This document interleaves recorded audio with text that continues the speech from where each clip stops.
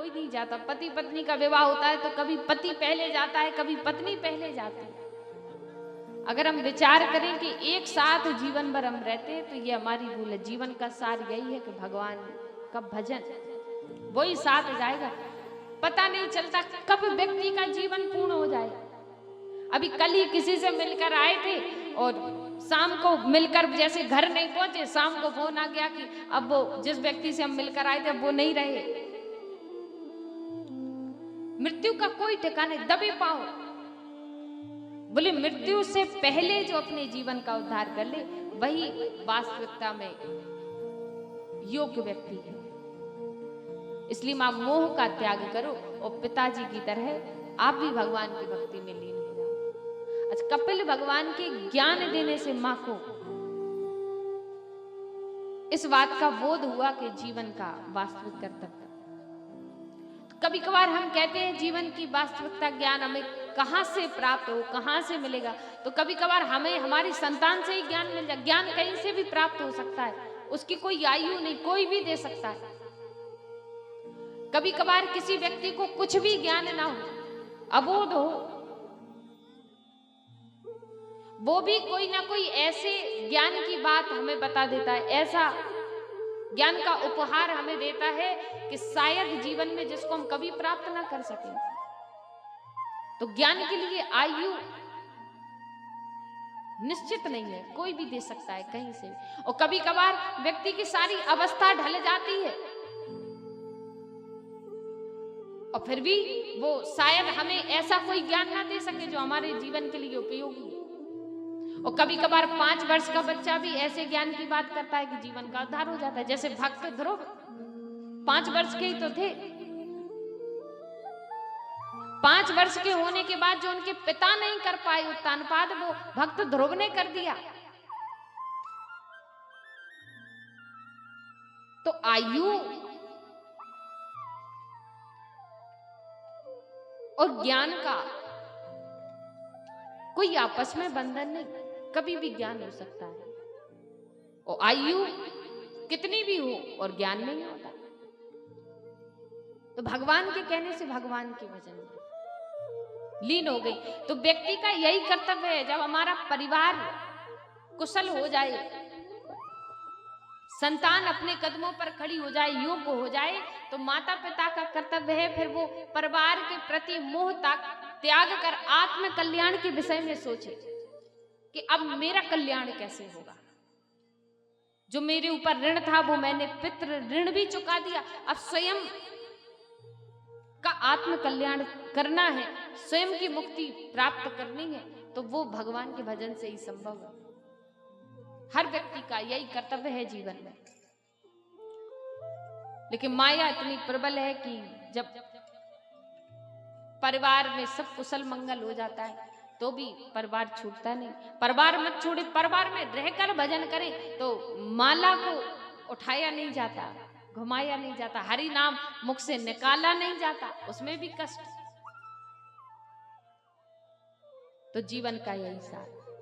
देवहूति, आकुति, प्रसूति, इनके भी विवाह हुए।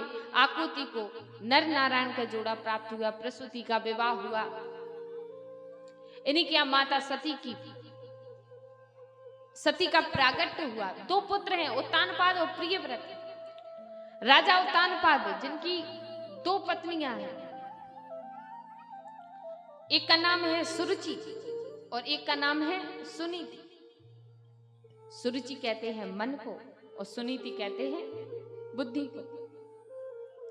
अब दोनों में से अगर पूछा जाए कि कौन ज्यादा सुंदर है, मन की बुद्धि, तो सब जानते हैं कि मन ज्यादा सुंदर है, क्योंकि मन कभी बुरा नहीं चाहता और बुद्धि भी कभी बुरा नहीं चाहती। पर बुद्धि क्या करती है, नीति से कार्य करती है और मन अनीति से कार्य करता है। मन को नीति अनीति कुछ नहीं चाहिए, उसको अपने स्वभाव के अनुसार जो प्रिय लगा वो उसको चाहिए ही चाहिए। मन ने कहा कि बहुत अच्छी गाड़ी लेना है, महंगी कार चाहिए, अब मिल जाए। अब बुद्धि ने भी कहा कि कार चाहिए, तो मन को तो कार चाहिए, पर बुद्धि कहेगी कि इतनी महंगी कार चाहिए तो पैसा भी चाहिए।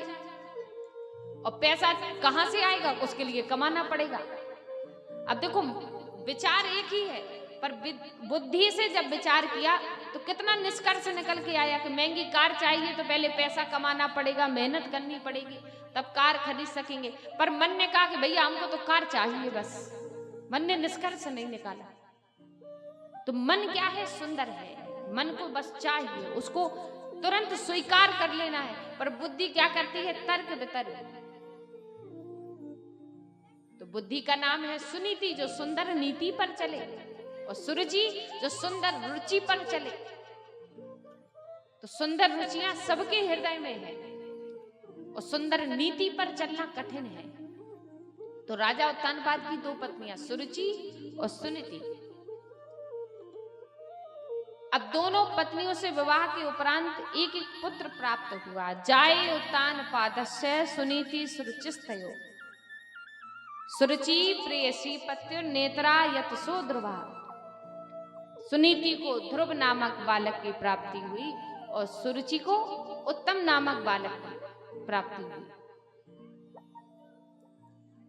एक एक पुत्र प्राप्त होने के बाद दोनों पत्नियों का आपस में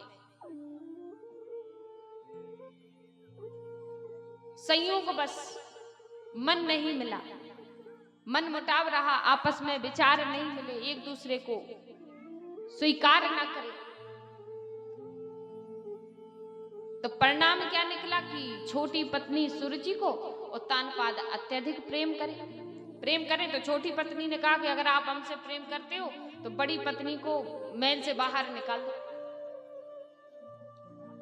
बाहर निकाल दिया तो बड़ी पत्नी जाकर दासियों के साथ एक महल बनवा दिया, वहां जाकर वास करने लगी। अब निवास करे तो धीरे धीरे दोनों की संतानें बड़ी हुई। अब बड़ी हुई, दोनों में बैर भाव है। सुरुचि सुनीति से बैर रखे, और अक्सर देखना मन बुद्धि से बैर रखता है। अक्सर कोई काम करने जाएंगे किसी के घर में, मान लीजिए हम चोरी करने जाएं, तो चोरी करने जाएंगे तो सबसे पहले बुद्धि कहेगी भैया पकड़े गए तो चोरी से ज्यादा मार पड़ेगी, विचार कर लेना। और मन कहेगा अरे छोड़ो, जब पकड़े जाएंगे तो देखा जाएगा, चलो पहले। और नहीं पकड़े गए तो जीवन भर के लिए माला माल हो जाएंगे। अभी देखो मन विचार नहीं कर रहा कि पकड़े गए तो परिणाम क्या होगा, पर बुद्धि विचार कर रही है कि अगर पकड़े गए तो फिर कहीं के नहीं रहेंगे। अब उस समय पर हमें निर्णय लेना है। हम सब स्वीकार कर रहे हैं कि जो हमारी बुद्धि कह रही है वो सत्य है, लेकिन हम बुद्धि को क्या करते हैं, पीछे छोड़ देते हैं। और मन की, अरे हमारा मन बहुत अच्छा कह रहा है, अगर मन का कहा सही हो गया तो जीवन हमारा बन जाएगा। और मन की हम मान लेते हैं, बाद में पछताते हैं। ये जितने भी हम अपराध करते हैं, धर्म करते हैं, मन के कहने से करते हैं। सुरुचि, उत्तानपाद कौन है, जो मां के गर्भ से जन्म लेकर आता है, उस व्यक्ति का नाम है उत्तानपाद। 6 माह के बाद 7वें माह में मां के गर्भ में हर शिशु उल्टा हो जाता है। पैर ऊपर हो जाते हैं, सर नीचे हो जाता है, और पैर ऊपर हो और सर नीचे हो, ऐसी अवस्था को कहते हैं उत्तानपाद। तो हम सब उत्तानपाद हैं क्योंकि मां के गर्भ से जन्म लिया। हम सबकी 2 पत्नियां हैं, एक हमारा मन और एक हमारी बुद्धि। भगवान कहते हैं कि बड़ी पत्नी कौन है, बुद्धि, जिसका नाम है सुनीति, इसलिए बुद्धि को ऊपर रखा गया। और छोटी पत्नी कौन है, सुरुचि, इसलिए मन को नीचे रखा गया। बुद्धि ऊपर है, मन नीचे है। लेकिन उत्तानपाद ने, सारे जीवों ने पहली पत्नी को स्वीकार नहीं किया, प्रेम नहीं किया। तो हम भी क्या करते हैं, बुद्धि से ज्यादा मन की सुनते हैं। मन अच्छा अच्छा चाहता है, अच्छे कपड़े पहने, अच्छा अच्छा भोजन करें, और मन के अनुसार जो इच्छा जागृत हुई वो हमको मिल जाए, ये मन की इच्छा, क्योंकि हम सुरुचि को प्रेम कर रहे हैं। दोनों के बालक धीरे धीरे बड़े हुए। तो यह माता सुनीति ने कभी अपने बालक को ये नहीं बताया कि तुम्हारे पिता का नाम क्या है। भले ही रुक जी, कभी कभार जिद करें, बच्चों के साथ खेलें तो कोई पिता का नाम पूछ दे, तो कभी ना बताए। अब एक दिन बालकों के साथ खेलते खेलते किसी ने पूछ लिया तुम्हारे पिता का नाम। मोहल्ले पड़ोस के बच्चों ने बता दिया कि जो उत्तम के पिताजी हैं वही तुम्हारे पिता हैं। तुम्हारे पिताजी के 2 विवाह हुए, तुम्हारी माँ बड़ी पत्नी है और उत्तम की माँ छोटी पत्नी। अब बच्चों को इतनी सुधि कहां, जैसे पता चला तो भाग चले और भाग करके पिता के महल में प्रवेश कर गए। महल में जैसे पहुंचे, पिताजी को देखा कि सिंहासन पर बैठे हैं। पिताजी को देखकर ध्रुव सबसे पहले गए और पिताजी के चरणों में प्रणाम कर लिया। अब प्रणाम कर रहे हैं साष्टांग। देखो व्यक्ति का आचरण कैसा है पहली मुलाकात से ही पता चल जाता है। पहली मुलाकात से ही आधा आचरण। अगर आप किसी से मिलते हो और वो जीवन में पहली मुलाकात में मिलते ही सबसे पहले आपको सम्मान दे, तो समझ लेना इस व्यक्ति को जीवन में बहुत सम्मान मिलता हो, इसलिए ये सम्मान दे रहा है। और पहली बार मिलने से ही व्यक्ति आपका अपमान करे तो समझ जाना इस व्यक्ति का जीवन में कभी सम्मान नहीं हुआ, इसलिए ये दूसरों का अपमान कर रहा है। पहली मुलाकात में मिलते ही व्यक्ति किसी की चुगली निंदा करने लगे तो समझ लेना ये जीवन में इसको यही कार्य है, इसने कभी किसी की प्रशंसा नहीं की, इसलिए कर रहा है। तो पहली ही मुलाकात से व्यक्ति का आधा स्वभाव पता चल जाता है कि व्यक्ति किस प्रकार का है। जैसे साष्टांग चरणों में प्रणाम किया। ध्रुव कौन है? ध्रुव का अर्थ है मोक्ष। और मोक्ष होता है जो ज्ञानी हो, ज्ञानी महापुरुष का मोक्ष होता है। ध्रुव का अर्थ है मोक्ष। और उत्तम का नाम है पदार्थ। जिसकी मोक्ष में रुचि हो उसका नाम ध्रुव, और जिसकी सांसारिक पदार्थों में रुचि हो उसका नाम उत्तम। तो संसार में ऐसे आपको बहुत लोग मिलेंगे जिनकी सांसारिक साधनों में रुचि है, वो उत्तम है। और जो मोक्ष की प्राप्ति चाहते हैं, जो महापुरुष मोक्ष की प्राप्ति चाहते हैं, वो ध्रुव है। तो चरणों में प्रणाम किया तो विचार कर रहे हैं उत्तानपाद, आज तक हमारे पुत्र ने इस प्रकार तो प्रणाम नहीं किया, इसकी मां बड़ी धन्य होगी, देखो कैसे संस्कार दिए। ध्रुव को उठाया, खड़ा किया, बोले पुत्र कौन हो? बोले अरे पिताजी पहचाना नहीं, हम आपके ही तो पुत्र हैं ध्रुव। अब पुत्र को जैसे ही देखा तो याद आ गया हमारी ही संतान है। उठाया और गोद में बिठाया। उत्तम को बिठाए थे तो उत्तम को उतार कर अपने निकट बिठा लिया और ध्रुव को गोद में बिठा लिया। अब ध्रुव को जैसे ही गोद में बिठाया तो सामने उतने ही समय पर सामने से सुरुचि आ गई, छोटी पत्नी। अब जैसे ही देखा तो अंदर ईर्षा जागृत हुई, आग बबूला हो उठी। देखो तो हमारे पुत्र को निकट बिठा दिया और उस दासी के पुत्र को गोद में बिठाया। ईर्षा बोल रही है।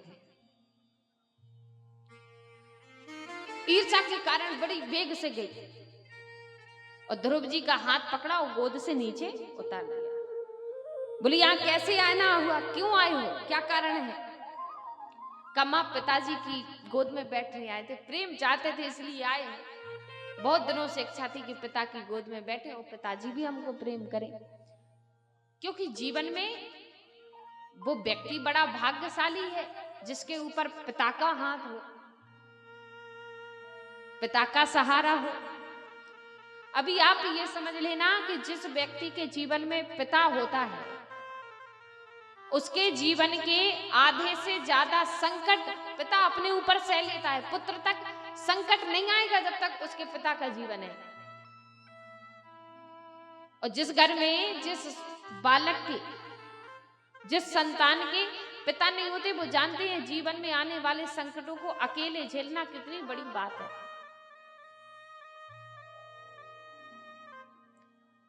पिता कैसे कार्य करता है? जैसे घर में हमारा मकान बना हो और दीवार तो हो और छत ना हो।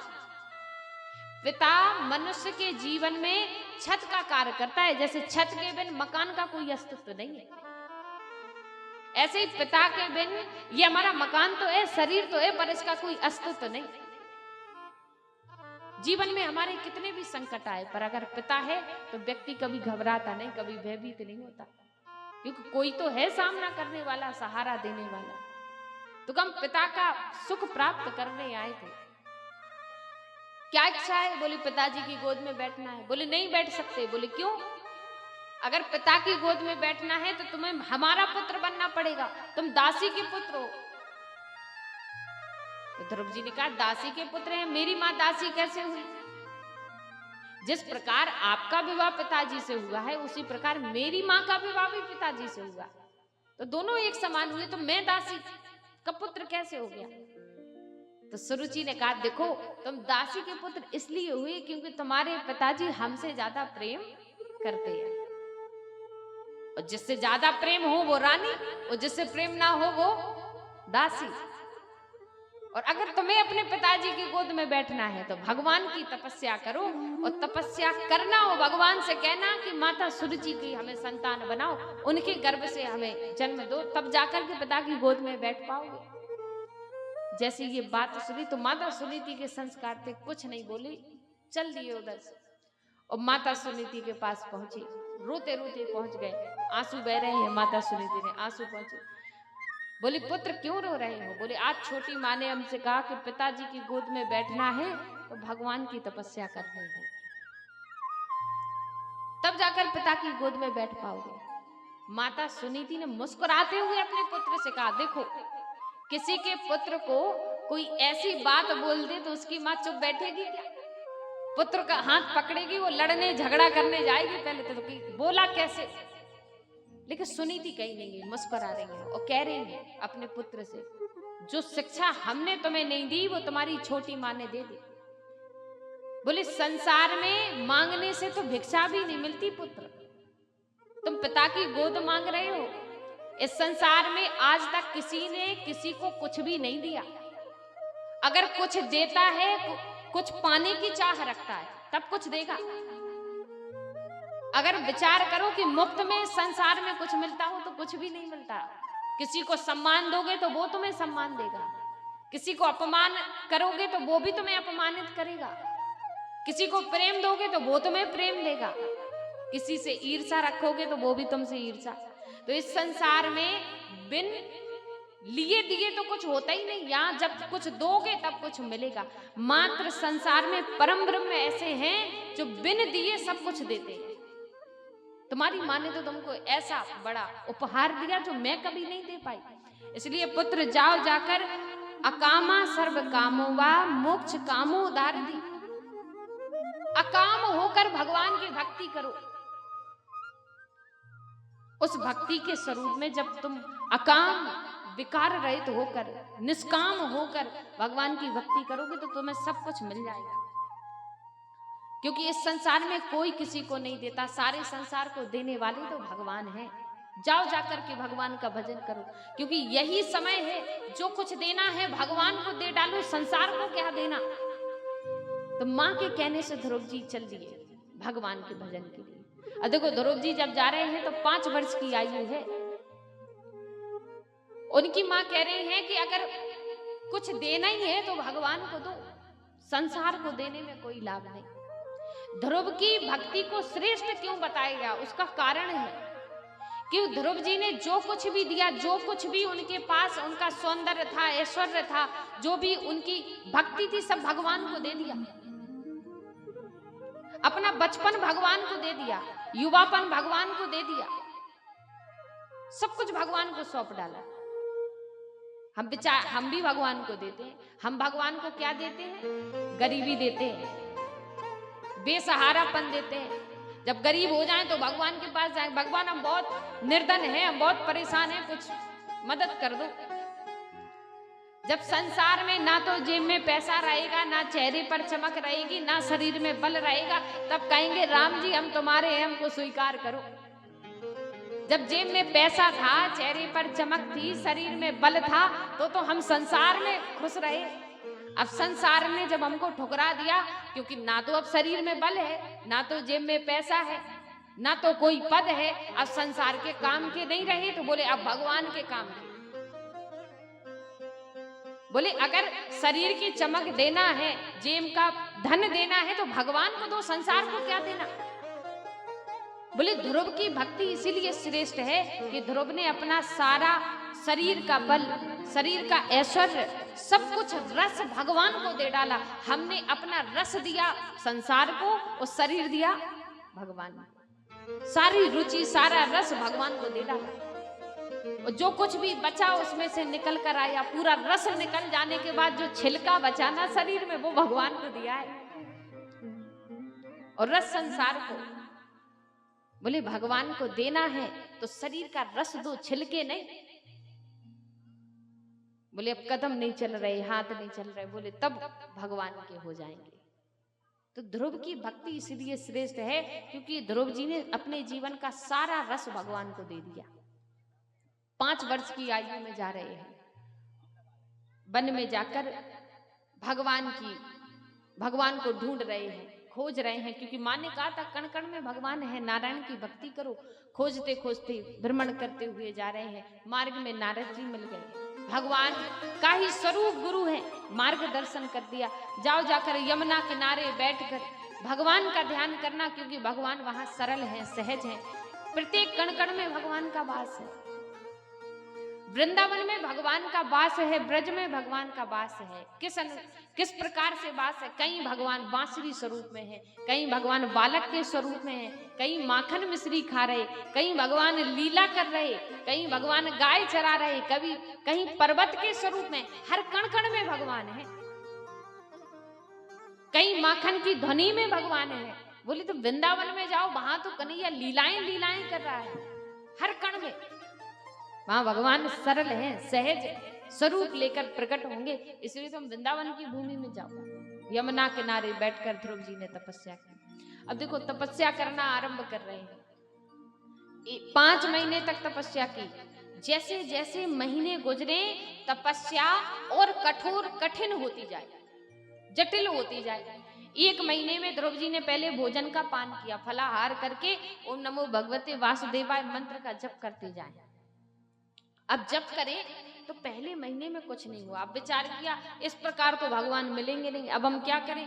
बोले अब हम फलाहार का भी त्याग कर देंगे।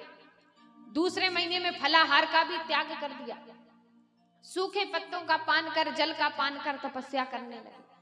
तब भी भगवान नहीं मिले।